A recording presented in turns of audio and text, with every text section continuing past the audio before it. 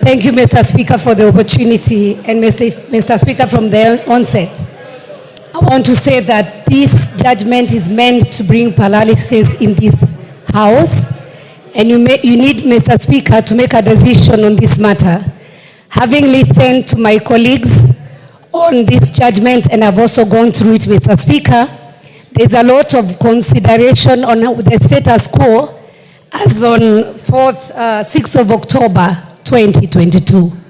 Mr. Speaker, from 6th of October, many things have changed.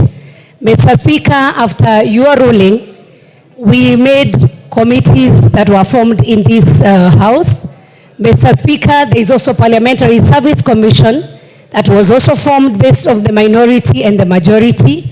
We have the IBC Select Commission.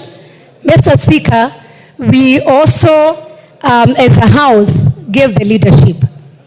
Early this month, Mr. Speaker, we also received communication or reconstitution of the committees. And this afternoon, we're meant to have the House Business Committee. And so, Mr. Speaker, the big question I'm asking myself.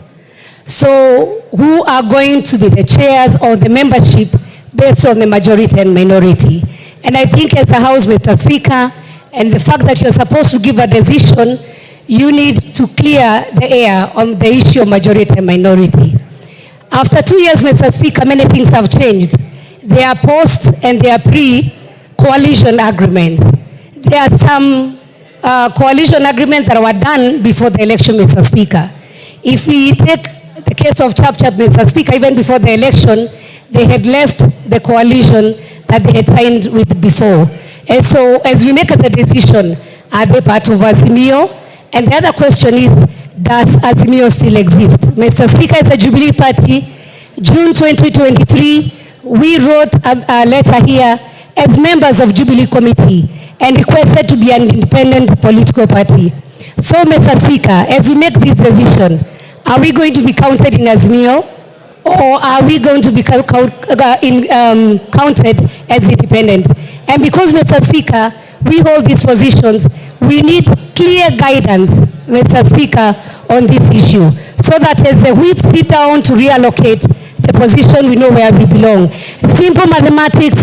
If people are doubting, we can do mlolongo as near of time. We can do the calculation on who is on Kenya Kwanza, who is on Azimio, and make a decision, Mr. Speaker, instead of wasting time, Mr. Speaker, on precious time where you are supposed to be passing important bills in this republic. Then, Mr. Speaker, finally, there is broad-based government. So where do we stand? Thank you. Otienda Molo. Thank you, Mr. Speaker. Mr. Speaker,